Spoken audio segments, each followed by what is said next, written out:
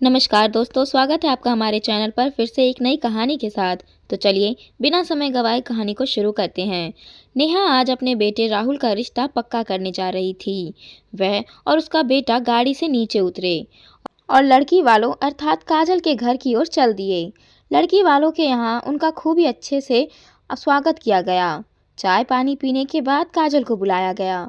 काजल और राहुल ने एक दूसरे को देखा। दोनों की नज़रें मिली तो काजल ने अपनी नज़रें शर्म के मारे झुका दी। दोनों को अकेले में बात करने के लिए भेजा गया।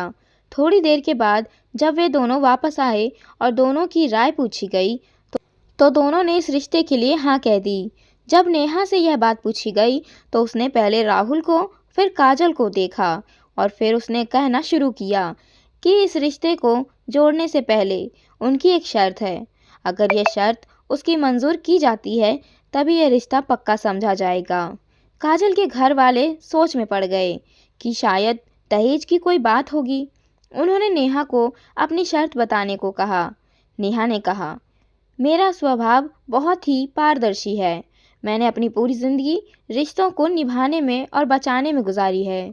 दफ्तर में और घर परिवार दोनों जगह पर अपने फ़र्ज़ बखूबी निभाकर मैंने अपना बहुत नाम कमाया है। राहुल को बड़ा करने में मैंने और इसके पापा ने अपनी जी जान लगा दी है। राहुल हमारा दो बहनों के बीच इकलौता भाई है, इसीलिए इसमें हम सब की जान बसी है। इसीलिए मैं चाहती हूँ कि मुझे दहेज में चाहे कुछ भी ना मिले, पर मुझे ऐसी बहू मिले जो बेहद ही संस्कारी हो, जो मेरी तरह ही सारे रिश्ते निभाए और खुशी खुशी अपने सारे फ़र्ज़ पूरे करे। वह अपने पति को सिर्फ अपनी ही जागीर ना माने, पर उसके बचपन से लेकर आज तक जो उसके साथ रिश्ते जुड़े हैं उनकी भावनाओं को भी समझे और उनके प्रति जो उसके फ़र्ज़ हैं उनको पूरा करने दे। क्योंकि अपने आसपास ऐसे किस्से मैं बहुत देख सुन रही हूँ कि जिसमें बहुएं घर पे आते ही बेटों को अपने मोह जाल में फंसाकर अपने घर परिवार से अलग कर देती है। ना वे उन्हें किसी के रिश्ते निभाने देती है और ना उनके प्रति कोई फ़र्ज़ ही पूरा करने देती है। यहाँ तक कि माँ बाप के लिए या अपने भाई बहनों के लिए भी अगर बेटे कुछ करना चाहें तो वे उन्हें करने नहीं देती है। उन्हें सिर्फ खुद की और अपने रिश्तों की पड़ी रहती है। बाकी अपने परिवार के रिश्ते तो जैसे उन पर बोझ बन जाते हैं। माँ बाप जो अपने बच्चों को बड़ा करने में अपनी पूरी ज़िंदगी लगा देते हैं और उम्र भर उनकी खुशियों के लिए अपनी खुशियाँ और अपने आराम का त्याग करते रहते हैं। ऐसे माँ बाप के बच्चे जब बड़े हो जाते हैं और अपने माँ बाप और अपने भाई बहनों के त्यागों की बदौलत ही ज़िंदगी में जब कुछ ना कमाने के लायक बनते हैं, तब ऐसे वक्त में उनकी शादियाँ हो जाती हैं और जो खुश ज़िंदगी में इतने संघर्ष करने के बाद उनके परिवार वालों को मिलना चाहिए वह सिर्फ उनकी पत्नियों को ही मिलता है। क्योंकि आजकल की पत्नियाँ अपने पतियों को अपने घर वालों से कुछ करने ही नहीं देती। बेचारे माँ बाप जो बरसों इंतज़ार करते हैं अपने बच्चों के बड़ा होने का, वे बुढ़ापे में बेसहारा हो जाते हैं। हाँ, यह बात बिल्कुल सही है कि पत्नियों का अधिकार ज़रूर है अपने पतियों पर, क्योंकि वे भी अपना घर परिवार छोड़कर एक अनजान इंसान के साथ अपनी पूरी ज़िंदगी बिताने आती है। पर इसका मतलब ये बिल्कुल ही नहीं है कि बेटों की शादी हो जाने के बाद उनके माँ बाप या भाई बहनों या रिश्तेदारों का उनके पतियों पर कोई अधिकार ही नहीं है। एक नया रिश्ता इतने सारे पुराने रिश्तों पर भारी पड़ जाता है, जो कि मैं नहीं चाहती हूँ। मेरी नज़र में शादी सिर्फ दो लोगों का मिलन नहीं, पर दो परिवारों का मिलन है, जिन्हें सुख दुख में हमेशा संग संग चलना है। दोनों परिवार गाड़ी के दो पहिए की तरह हैं, जिनमें से अगर एक पहिए का संतुलन बिगड़ा तो ज़िंदगी की गाड़ी बीच में ही अटक जाती है। मेरे पास पैसों की कोई कमी नहीं है, मेरे खुद के पैसे ही बहुत हैं, पर इसका मतलब यह नहीं कि शादी के बाद मेरा बेटा मेरे लिए या अपनी बहनों और अपने रिश्तेदारों के लिए कुछ खर्चा नहीं कर सकता है।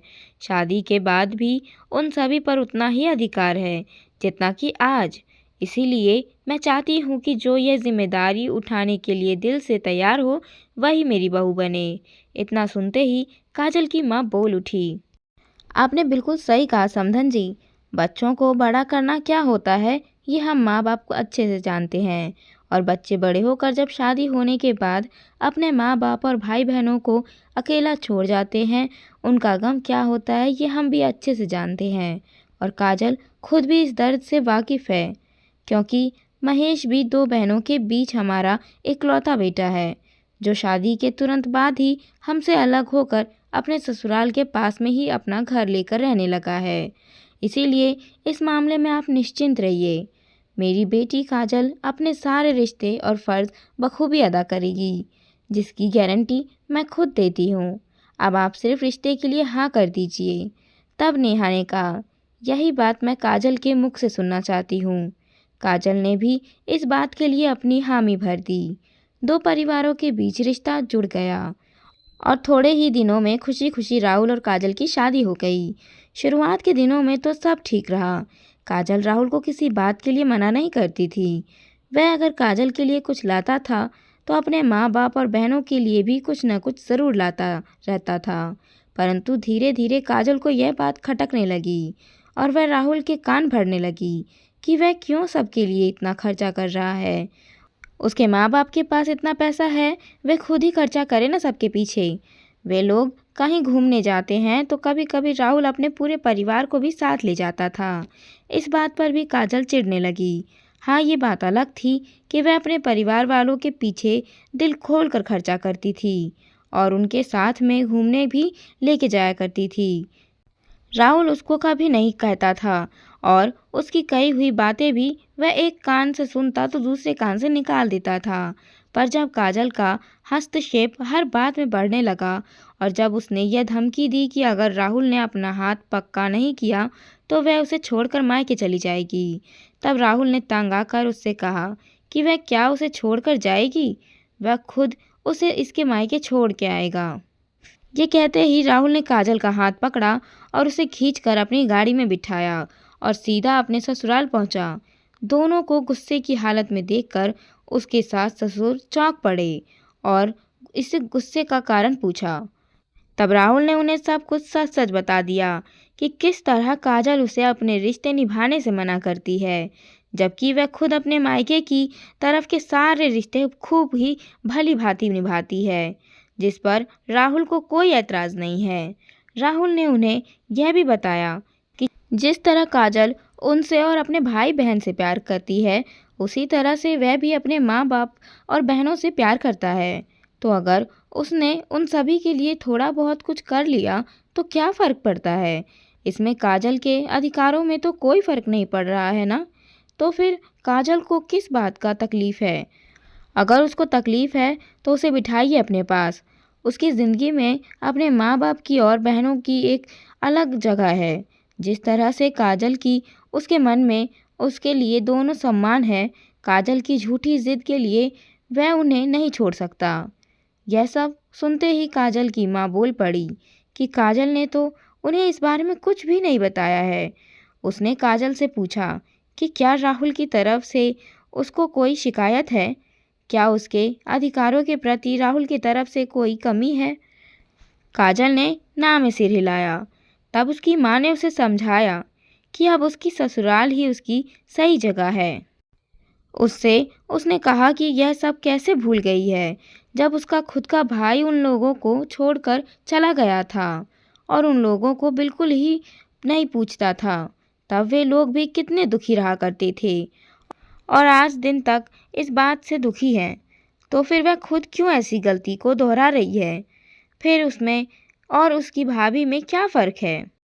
उसकी माँ ने कहा कि अब उसके लिए इस घर के दरवाजे बंद हो चुके हैं और वे तब ही खुलेंगे जब वह राहुल के साथ आएगी। उसकी माँ के समझाने से काजल को अपनी गलती का एहसास हुआ और उसने यह स्वीकार किया कि वह अपनी सहेलियों की बहकावे में आकर यह सब कर रही थी। उसने राहुल से माफ़ी मांगी और वह राहुल के साथ वापस जाने लगी। तब राहुल ने अपनी सास को कहा कि काश उनके जैसी माँ हर बेटी को मिले। अगर माएँ अपनी बेटियों की गलतियों पर पर्दा डालने के बजाय उन्हें अच्छे संस्कार दे, उन्हें समझाएं और उनके गलत फैसलों में साथ ना दे, तो हर परिवार सुखी होगा। कोई भी परिवार कभी टूटेगा नहीं। इस पर राहुल की सास ने कहा कि काश राहुल जैसा बेटा सबको मिले, जिसमें अपने माँ बाप के संस्कारों की कद्र हो, अपने परिवार और अपने रिश्तों की फिक्र हो और जो हर रिश्ते को इस तरह से निभाने में सक्षम हो। यह कहते हुए काजल की मां की आंखों से खुशी के आंसू निकलने लगे। उसने काजल और राहुल को अपना आशीर्वाद देकर भीनी आंखों से विदा किया।